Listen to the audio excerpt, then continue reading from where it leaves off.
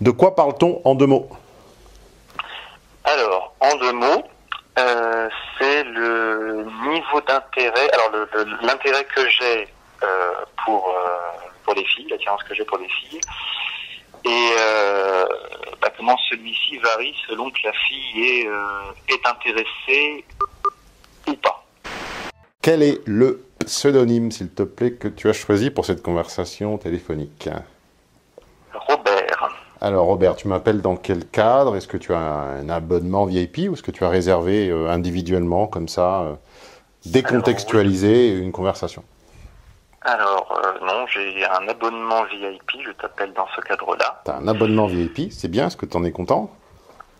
Bon, écoute, pour l'instant, oui. Alors, je suis VIP depuis 5 mois maintenant, je crois, à peu près. Combien de fois m'as-tu appelé?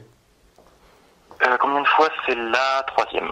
3e, d'accord. Est-ce qu'on t'a déjà diffusé à l'antenne? Est-ce que des gens vont reconnaître d'anciennes conversations? Non, c'est la première fois. Ok. Alors, tu es informé que tu es enregistré, tu es d'accord? Je suis informé et je suis d'accord. Alors, les bips que vous entendez, c'est parce que c'est un double appel avec un autre chaton à qui je suis obligé de raccrocher au nez. Voilà qui est fait. Pardonne-moi, je te rappellerai plus tard. De quoi parle-t-on en 2 mots? Alors, en 2 mots, c'est le niveau d'intérêt, alors l'intérêt que j'ai pour les filles, l'attirance que j'ai pour les filles, et comment celui-ci varie selon que la fille est intéressée ou pas. Je sais pas si j'ai bien résumé. Laisse-moi deviner, c'est très simple. Tu vas me dire que quand quelqu'un est fou de toi, c'est pas réciproque, et que quand tu es fou de quelqu'un, c'est généralement pas réciproque. Bah oui. En gros, oui. Et oui. Comme disait Moravia dans son avant-dernier, je crois, essai de nouvelles, qui s'appelait, laisse-moi regarder dans la bibliothèque, qui s'appelait Histoire d'amour, tout simplement, chez Flammarion. Il disait, le drame des relations, c'est que les 2 amants ne sont jamais au même niveau d'intérêt. Tout à fait. Ça n'existe pas. Et c'est la base de ma conception des relations, et c'est ce qui permet de dépasser, c'est ce qui permet que la grille de lecture que je propose soit cohérente jusqu'au bout. Parce que les grilles de lecture consistant à dire A et B se sont rencontrés en telle année, ça a été l'amour fou, et puis patatrac, on ne comprend pas. Tout à coup, il y en a un qui est parti, ou il y en a un qui a mené une double vie. Si on ne part pas du principe que dès le début, il y a une inégalité, premièrement petit a, et que petit b, les niveaux d'intérêt ne sont pas figés dans le marbre, et ne sont pas blancs ou noirs, mais sont en réalité analogiques, c'est-à-dire que le niveau d'intérêt pour quelqu'un, qu'on soit en couple, qu'on soit marié, qu'on soit pacsé, qu'on soit amant, qu'on soit rien du tout, c'est une courbe très fine qui évolue chaque jour de quelques pouillèmes, un peu comme le cours de bourse, le cours les actions. Donc, si on ne part pas du principe que les 2 cours ne sont pas égaux et que les 2 évoluent en temps réel en fonction des actions de l'autre et également un petit peu de son secret agenda, aussi appelé feuille de route, alors on propose un modèle très abstrait et très sympathique au début, mais qui à un moment déconne complètement et ne couvre pas l'étendue totale du champ de la relation. Tandis que raisonner comme je le fais, ça permet de tout expliquer logiquement, y compris la fin. Alors, quel est le... T'as un cas précis là, ou c'est une remarque, ou c'est une récurrence sur tous tes derniers cas? Alors, c'est une récurrence que j'ai constatée, mais qui se manifeste notamment dans une situation que je vis actuellement. Ah vas-y, raconte alors. N'oublie pas de changer son prénom. Tout à fait. Eh ben, on va l'appeler Sandra. Donc c'est une fille qui, quand je l'ai rencontrée, était en couple. Et au début d'ailleurs, je pensais que ça allait rester au stade amical, puisque c'est souvent ce qui m'arrive avec les filles en couple dont je suis attiré. On s'entend très bien sur le plan amical, mais finalement ça en reste là. Là, c'est pas ce qui s'est passé. Ça a évolué assez rapidement d'ailleurs vers une relation amoureuse. On a eu à un moment donné d'ailleurs où elle a trouvé son mec avec moi. J'ai pas compris. Je n'ai pas compris la dernière phrase. Ça a été un petit peu confus au niveau du son. Tu peux répéter, s'il te plaît?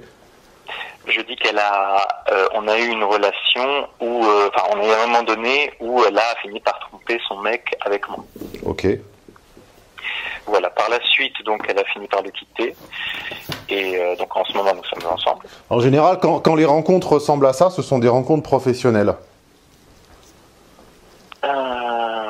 Oui, là, c'était pas vraiment ça. Enfin, on est dans la même, bien qu'on soit dans la même profession, mais. Comment tu l'as connue? Je l'ai connue, on était allé voir le spectacle d'un ami et on s'est rencontrés comme ça. Ce sont en général, l'adultère, quand ça arrive comme ça, ça arrive à la suite d'une longue enceinte close. C'est ça que je voulais dire. Enfin, c'est ça qui me faisait pencher vers l'option professionnelle. C'est rarement un coup de foudre dans une occasion sociale. Hein. On ne trompe quasiment jamais son compagnon ou son mari par coup de foudre dans un contexte social. C'est en général à l'issue d'une longue enceinte close où à la fin, il y a une intimité presque forcée qui se crée avec un autre. Donc c'est pour ça qu'en général, c'est quasiment toujours au boulot. Mais il y a des exceptions. Hein. C'est l'exception, voilà. Eh ben, c'est l'exception.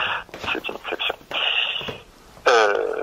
Donc du coup, donc j'ai constaté que voilà, à l'époque où elle était encore avec son mec et que on se voyait occasionnellement.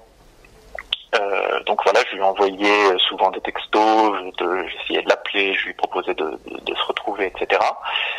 Et depuis qu'elle a quitté son mec, bon, il s'est écoulé quelques jours, mais disons que, on va dire, 1 ou 2 semaines plus tard, j'ai constaté une baisse d'intérêt de ma part, alors que son niveau d'intérêt à elle grandit. Enfin, elle me dit tout le temps. De ta part ou de sa part à elle? De ta part à toi?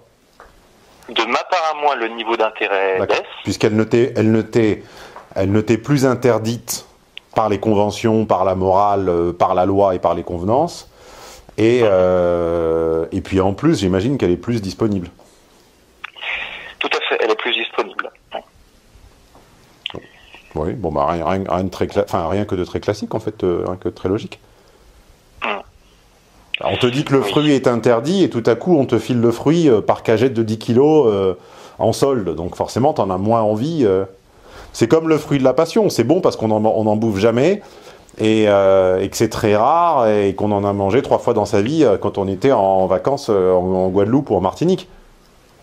Mais oui, si à un moment le fruit de la passion était trouvable sur tous les marchés comme de la tomate, et qu'en plus c'était du fruit de la passion, du maracuja industriel poussé en serre, évidemment, tu n'en garderais pas le même souvenir et son côté acidulé tout à coup deviendrait de l'acidité. Oui, bien sûr, oui. Parce que oui, je t'en parle parce que comme je te le disais, je constate que c'est une récurrence chez moi que d'être attiré par ce genre de filles, soit par des filles qui vont être en général en couple. Parce que le conjoint, pardon de te couper, mais c'est parce que je coupe un peu plus souvent quand on enregistre, parce que c'est plus dynamique d'entendre un dialogue que d'entendre un échange de monologues. C'est parce que le conjoint officiel éponge la part qui ne t'intéresse pas et qui est la part de la quotidienneté.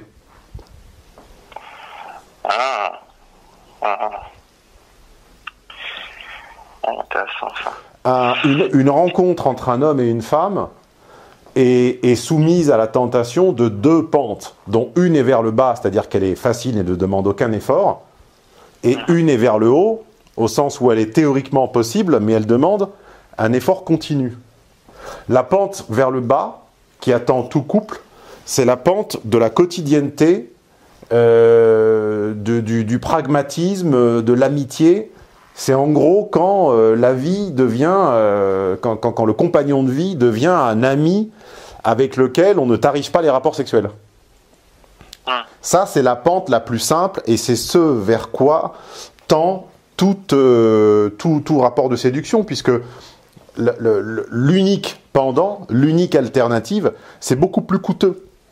C'est beaucoup plus coûteux, ça nécessite de se présenter à son meilleur, ça nécessite de s'apprêter, ça nécessite de s'habiller, de se tenir, d'être divertissant, d'être étonnant, d'être surprenant, d'être nouveau, de muer et de se renouveler tous les 6 mois ou tous les ans.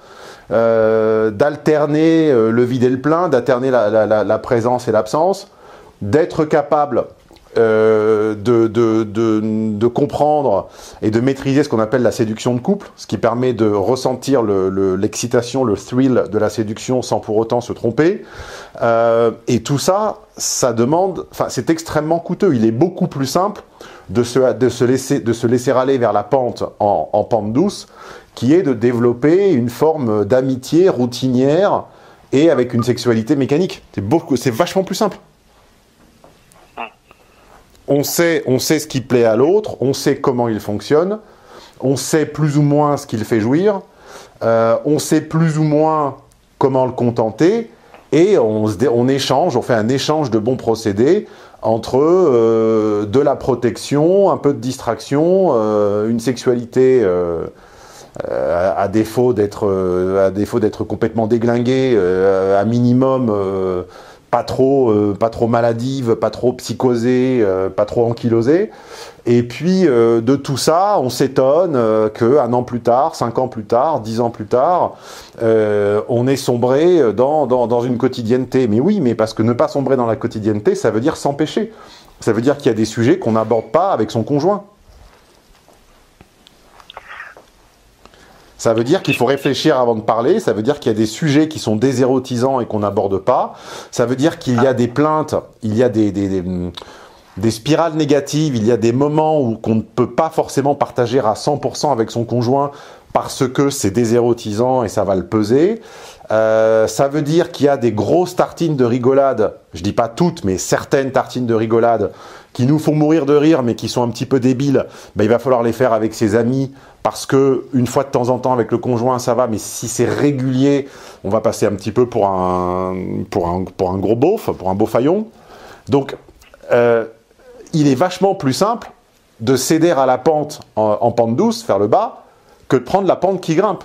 Parce que la pente qui grimpe, c'est s'empêcher, pas empêcher l'autre, hein, s'empêcher soi-même, c'est se maîtriser, pas maîtriser l'autre, mais se maîtriser soi-même, c'est se contrôler, pas contrôler l'autre, mais se contrôler toi-même, pour être le plus similaire à celle, non pas qu'elle a rencontrée la première fois il y a 5 ou 10 ans, mais à celle qu'elle s'imaginait entre la rencontre et le premier rendez-vous.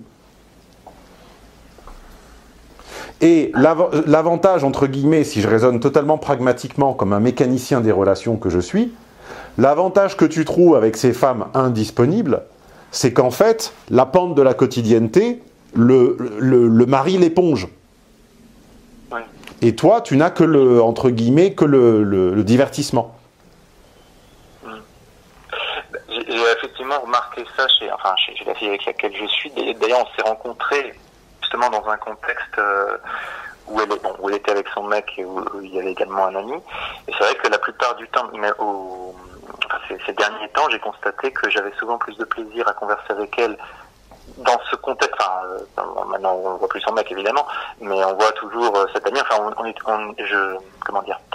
J'ai toujours plus de plaisir à converser avec elle finalement quand on est plus que deux, quand on est avec ses amis que j'ai rencontrés dans ce même contexte, que finalement quand on est à deux. Quand on est à deux, j'ai presque un peu l'impression un peu frustrant d'en avoir fait le tour.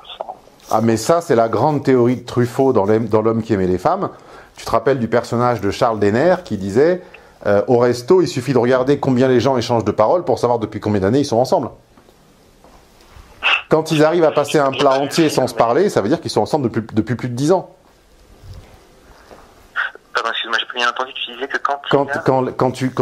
quand tu as des voisins de table au restaurant, oui, et que tu vois qu'ils arrivent à passer un plat entier, voire un repas entier, sans échanger une idée, sans argumenter, ou sans échanger sur quoi que ce soit d'autre que ce qui est factuellement dans le petit cercle autour d'eux, dans le petit périmètre d'1 mètre ou 2 autour d'eux, ça veut dire que ce sont des gens qui sont ensemble depuis trop longtemps et qui ont fait le tour, et qui n'ont simplement plus rien à se dire. D'accord, oui. D'accord. Le couple, ça n'est pas que la prédation suivie de la protection.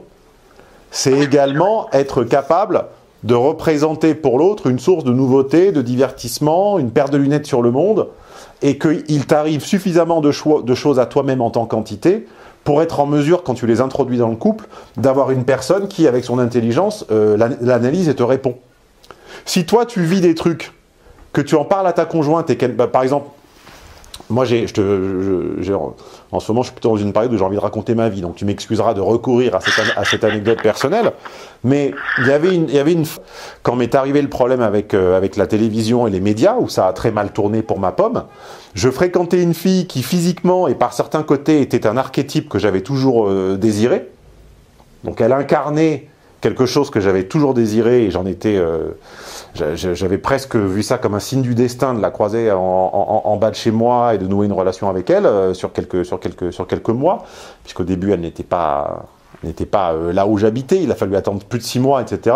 Bon, ça se déclenche, il m'arrive quelque chose d'assez hors du commun, qui n'arrive que très rarement dans une vie, qui est un bad buzz médiatique de très grande ampleur sur des grands journaux et des grosses antennes. Je pense que ça ne t'est jamais arrivé, et ça n'arrivera pas à 99,999% des gens, c'est quand même très rare. Et je me suis rendu compte que certes, bon, elle me gratifiait de sa présence, et puis certes, elle se sentait attristée et concernée par ce qui m'arrivait, mais simplement, j'avais beau lui raconter au jour le jour les déroulements, elle n'avait simplement aucune idée, elle n'avait pas la moindre idée, pas le début de l'ombre d'une idée, d'un plan, ou simplement, elle connectait pas les événements. Enfin, elle avait foncièrement pas de réponse ou d'analyse à me proposer. Et ça m'avait rapidement frustré, en fait. Le cadeau VIP de l'été, c'est un déjeuner avec moi à la rentrée. Quel que soit le niveau de l'inscription, basique, premium, intégral. 2 dates au choix à Paris au mois de septembre. C'est-à-dire que bon, c'est bien mignon d'avoir des câlins et d'avoir quelqu'un qui se tient à côté de toi, mais à un moment, il faut quelqu'un qui est en mesure de rebondir sur ce qui t'arrive, et vice-versa. Il faut que toi, tu sois en mesure de rebondir quand il lui arrive quelque chose. Et de lui éclairer différemment, de lui faire peut-être entendre raison, ou de lui re-raconter, ou de lui faire reformuler, ou de, tu vois, à minima. Et me rendant compte que ça n'allait pas se produire, alors que pour le coup, il y avait tous les éléments pour qu'on en parle, je me suis dit, mais je suis en train de me tromper sur mon choix de vie, en fait. C'est-à-dire que si là, elle n'a pas d'avis, elle n'aura jamais d'avis. D'accord.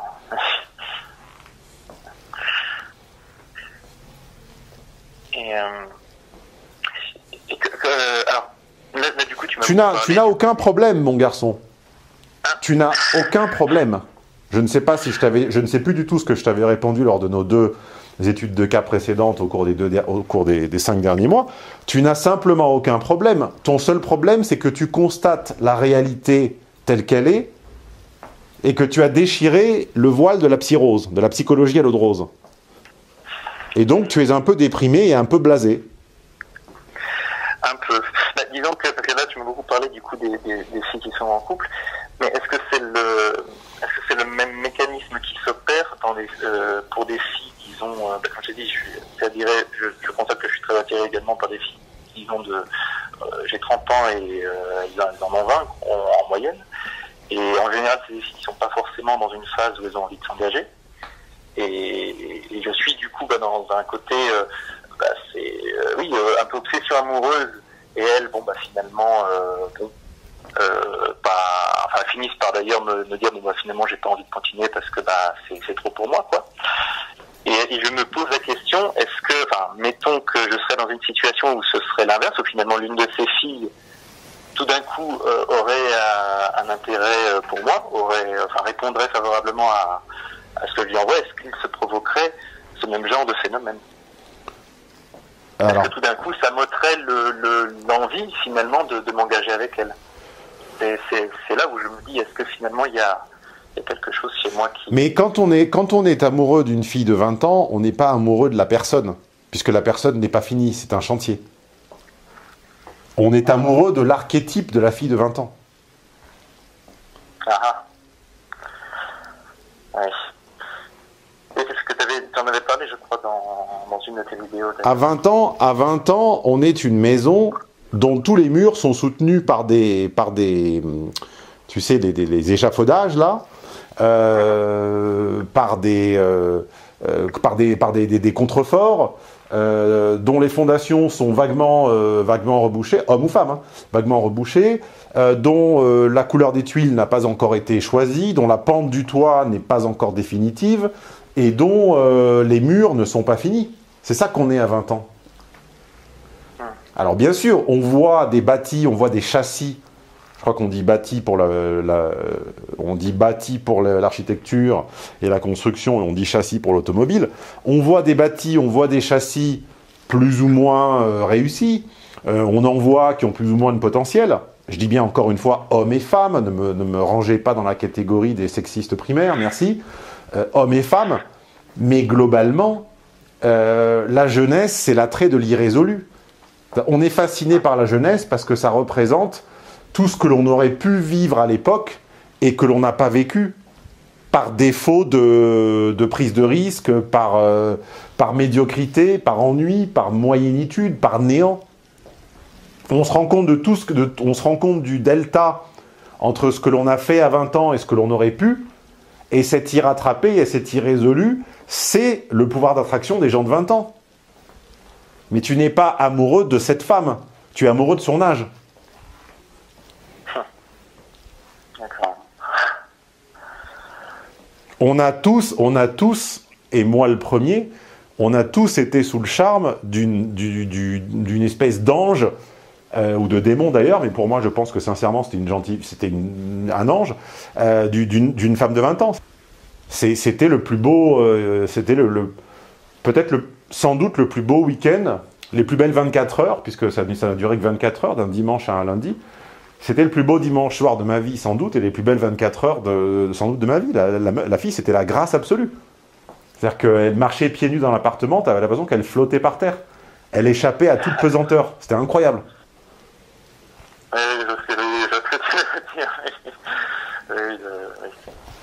C'est quoi la grâce? La grâce, c'est échapper aux pesanteurs physiques terrestres. C'est quoi le contraire de la grâce? C'est quoi le contraire de la grâce? C'est quelqu'un qui s'empiffre, c'est quelqu'un qui rote, c'est quelqu'un qui pète, c'est quelqu'un qui est pesant, dont la présence te gêne, t'insupporte physiquement. Bon, c'est quoi la grâce? La grâce, c'est quelqu'un qui est si gracieux, qui est si évanescent, que même quand elle est là, t'en voudrais plus. Et pourquoi on est amoureux de la grâce? Parce que ce sont les mêmes mécanismes psychologiques. Être amoureux, c'est quoi? Comment tu sais que tu es amoureux? Tu sais que tu es amoureux quand la personne te manque, même quand elle est là. Elle est chez toi, ou vous êtes ensemble quelque part en week-end ou je ne sais où, et elle te manque quand même. T'en voudrais plus que ce que tu n'as alors qu'elle est là. C'est là que tu es amoureux.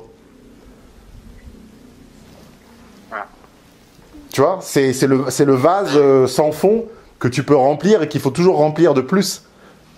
Du moment que tu retrouves des fonctionnements physiques normaux et que la présence de quelqu'un te rassérène et te suffit, tu sais que tu n'en es plus fou amoureux. Tu en es proche, tu es intéressé, ton niveau d'intérêt aussi entre 50 et 90, mais tu n'es pas au-delà des 90. Au-delà des 90, tu es amoureux, dans l'état amoureux de Roland Barthes, tu vois.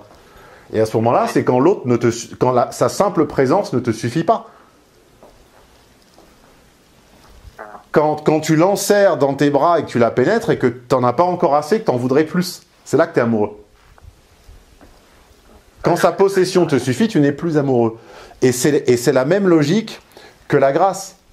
C'est pour ça qu'on tombe amoureux des femmes. C'est pour ça que la femme dont on est amoureux incarne la grâce. C'est parce que les processus psychologiques s'emboîtent ou se ressemblent, se parallélisent, sont presque jumeaux.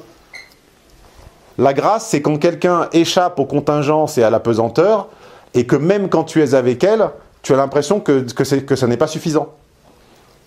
Tu n'en as jamais assez. D'accord. Ok. D'accord. Donc il est évident que quand quelqu'un se met à ta poursuite, devient présent, et devient pesant, fatalement, l'instinct de prédation masculin se met un peu hors pot, quoi. Il y a deux choses qui mettent un homme en tilt, c'est-à-dire qui le font cesser tout effort. C'est que l'on nie son instinct de prédation, c'est-à-dire une femme qui lui fait des avances ouvertes, c'est hyper désérotisant, ou bien que l'on cesse d'être un problème pour lui. Je l'ai déjà dit à de multiples reprises. Qu'on cesse d'être un problème pour lui, c'est-à-dire? Je l'ai déjà expliqué à plusieurs reprises, un homme n'a pas d'intérêt pour la psychologie, n'a pas d'intérêt pour les relations, n'a pas d'intérêt pour l'apparence, n'a pas d'intérêt pour le beau. Pour lui, c'est une suite de résolution de problèmes pragmatiques.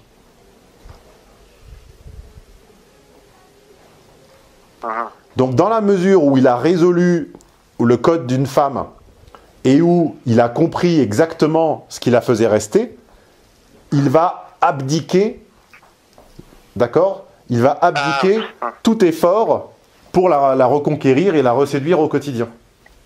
Ah oui, c'est compris. D'accord. Mais alors, du coup, je me demandais quel conseil aurais-tu? Je sais que tu n'as pas vraiment de conseils, Et pour clore sur le chapitre de la grâce, parce que certains sont en train de se dire, putain, si même Stéphane, il peut être touché, ça veut dire que le bateau coule et il n'y a plus d'espoir. Un homme de n'importe quel âge qui n'est pas touché et conquis et séduit et ému par une fille de 20 ans gracieuse, et c'est pas un homme, c'est quelqu'un qui a un problème en fait. C'est que son problème, c'est son absence d'entendement et de sensibilité.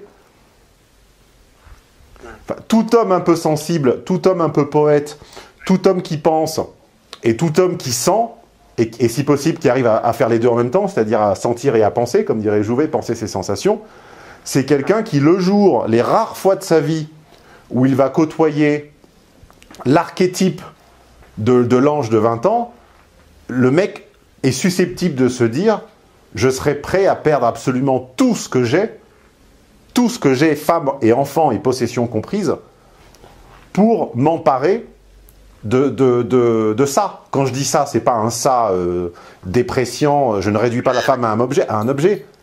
Je la réduis à ce que ce n'est pas elle, mais c'est l'archétype qu'elle représente à son âge. Mais alors du coup, à l'inverse, quelqu'un qui est, disons, souvent... Enfin, je parlais de récurrence, tu vois, je constate quand même que chez moi, ça revient assez souvent. L'âge, en tout cas, des filles dont je suis amoureux. Est-ce que c'est pas également quelqu'un qui a un peu un problème? Est-ce que c'est pas quelqu'un qui focalise un peu son choix, enfin ses choix de, entre guillemets, de conquête sur des femmes plus jeunes que lui, quoi. Mais de toute façon, comme disait Francis Jam, tout célibataire a un problème, c'est que soit il est trop intelligent, soit il a mauvais caractère. Donc dans les deux cas, quand tu n'es pas casé, c'est que t'es relou ou que t'es extrêmement exigeant. Donc dans tous les cas, c'est un problème. Après, si tu rejoues systématiquement la même scène de ta vie, ça veut dire qu'il y a quelque chose qui n'est pas fini et qui n'est pas résolu. Puisque je viens de t'expliquer que l'homme est un être qui fonctionne par résolution des problèmes itérative. C'est-à-dire que quand pour H pur un problème est résolu, il passe au suivant. Donc s'il résout toujours le même, c'est que ça n'est pas résolu. Ouais, évidemment. Je l'ai déjà expliqué à plusieurs reprises, et ça n'est pas de moi, mais de Jacques Salomé. Un dragueur compulsif, c'est quelqu'un qui n'a pas compris ce qu'il fout sur la Terre. C'est quelqu'un qui n'a pas compris la rencontre de ses parents et qui la rejoue symboliquement sans cesse. Ah oui, je me souviens, oui. Et quelqu'un qui est attiré par un âge, ou par un archétype, ou par un morphotype de personne, et quelqu'un qui a un irrésolu avec cet âge, ou cet archétype. Le Humbert dans Lolita, il le dit clairement, Nabokov. Et même Moix, pour qui je n'ai pas particulièrement d'estime et dont je n'ai pas pris le parti là, quand il s'est fait taper par les féministes sur son histoire des femmes de 20 ans, ou de 25 ans, je ne sais plus, je crois qu'il avait dit 25, Il avait dit, mais moi, si je vais vers des femmes de 25 ans, c'est parce qu'à l'époque, elles m'échappaient toutes. Et parce que ça m'a traumatisé. Ouais.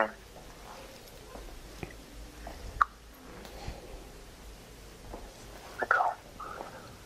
L'homme est un type qui peut attendre toute sa vie et accumuler toute sa vie du capital économique, culturel et symbolique pour arriver à rejouer un truc qu'il n'a pas pu faire à son époque.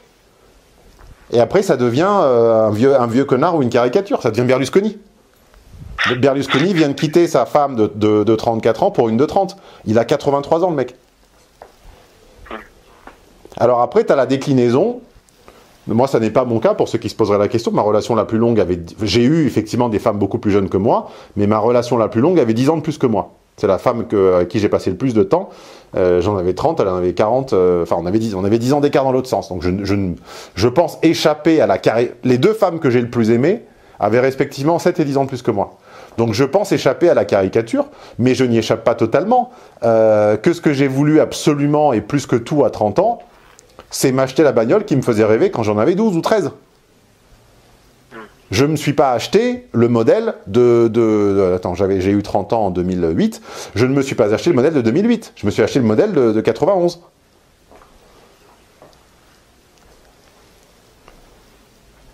C'est quoi un type qui bande? C'est un type qui bande sur ce qui lui a échappé. Oui, Et il bande plusieurs années après. et c'est ce que disait le King dans ce spectacle, je crois. C'est ce qui est réel peut être désiré car il est réel. Oui, ce qui est... Bah, c'est beaucoup plus... Pour rendre un objet réel désirable, il faut une science de marketing incroyable. Il faut en limiter la production, il faut en limiter la série, il faut artificiellement en limiter la distribution, il faut en augmenter le prix, il faut l'entourer d'apparats. Alors que c'est beaucoup plus simple de rendre désirable quelque chose qui appartient au passé et qui n'existe plus. Oui, évidemment. Oui. C'est quoi le principe du conservatisme en politique? L'idéologie conservatrice, c'est que le but absolu, c'est de reproduire les acquis de l'époque antérieure. Époque antérieure qui elle-même parlait de l'époque antérieure, comme l'a mis en abîme le seul Woody Allen qui m'est à peu près plu, qui était Midnight in Paris. Tu sais, avec ce type qui rêvait de revivre les années, je sais plus combien, 60 ou 70, et puis tout à coup, un carrosse passait et il y emmenait, enfin je crois un taxi, puis en fait tu voyais que les gens des années 70 rêvaient de vivre la belle époque, et que les gens de la belle époque rêvaient de vivre le 18e siècle, et ainsi de suite. Oui, on a toujours une nostalgie du passé. Gaston Berger, dans son test de personnalité, là, appelle ça, c'est un des 3 critères de l'intelligence. Comment il appelle ça? C'est pas la récursivité, c'est... Ah, si on avait encore Constance dans les petits chatons, là, nous le dirait. C'est un des 3 critères. Je vous renvoie à cet effet vers mon blog. Tapez homme-d'influence.com, caractérologie Gaston Berger. C'est le type de personnalité, ce sont ces gens dont un fait a un impact et les marque pendant des années. Au contraire des gens dont finalement l'impact est immédiat mais disparaît très très vite. C'est pas la récursivité, c'est pas la temporalité, c'est quelque chose comme ça. Les gens sensibles, d'accord? Les gens sensibles, les artistes, les personnalités, on va dire qui ne vivent pas par le simple pragmatisme et qui n'ont pas une vision trop rigoriste ou logique des choses, les ésotériques, les artistes, les sensibles, sont des gens qui généralement sont marqués très longtemps.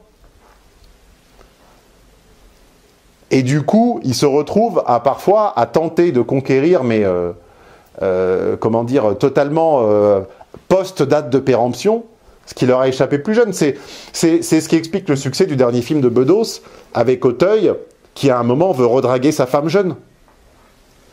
Donc il drague une actrice payée pour jouer sa femme jeune, et à un moment, le mec, il a vraiment envie de se taper l'actrice. Et ce qui est logique, on aurait tous la même envie à sa place. Et il se rend plus compte du décalage qui est grotesque. Le mec a 70 ans ou 65 ans, tu vois. Et la fille en a 24. Donc, tu n'as aucun problème, mon garçon. Tu vois simplement s'enclencher des mécanismes psycho-logiques devant toi. D'accord. Mais tu n'as commis aucune erreur, tu n'as aucun problème, et bienvenue dans la normalité. Ah bon. Je sais pas si c'est réconfortant, mais au moins c'est... D'accord. D'accord. Je te remercie en tout cas, Stéphane, pour ton analyse. Et voilà. Un message à passer au reste de l'élevage ? Non, pas particulièrement. Si, je vous conseille, si j'en ai pas vu beaucoup, mais enfin du peu que j'en ai vu, je vous conseille les séminaires de Stéphane pour ceux qui nous écoutent. Voilà. J'ai beaucoup aimé d'ailleurs celui sur la procrastination. Voilà, complémentaire d'ailleurs avec celui sur la productivité, je trouve. Je t'en prie, toi aussi, passe une bonne semaine. Ouais, ciao. Elle t'a plu l'étude de cas de la semaine? Elle t'a fait voir les relations hommes-femmes ou amicales ou professionnelles d'une autre manière? Merci d'être là, merci de l'attention que tu portes à ces contenus. Tu as au mieux du mieux 20% de l'information. Vous ne remonterez pas et vous n'inventerez pas l'essence des séminaires jusqu'à la machine à penser en étudiant simplement les études de cas. Pourquoi? Parce que mon système, il est pensé ainsi que les informations des séminaires. C'est comme ce qu'on fait à Vegas, ça a lieu pendant les séminaires et ça n'est que dans les enregistrements des séminaires. Coup de bol, ils sont disponibles en archive sur mon site au téléchargement immédiat, à la journée ou à la demi-journée. Et si vous ne pouviez pas tout acheter d'un coup, ce que je comprends parfaitement, vous avez même la possibilité de les mettre dans votre wishlist et d'investir au fur et à mesure, à commencer tout simplement par une demi-journée. Et si tu fais partie des gens entiers, des gens qui n'aiment pas faire les choses à moitié, je te présente l'abonnement VIP. Je te laisse découvrir les bénéfices que ça offre, l'accès à Tonton Stéphane, à Nono, à ses préparateurs, à une plateforme de discussion avec les autres VIP, à un podcast exclusif, à des réductions. Bref, vous pouvez continuer de vous leurrer ou déchirer le voile et passer du côté de la réalité. C'est vous qui voyez.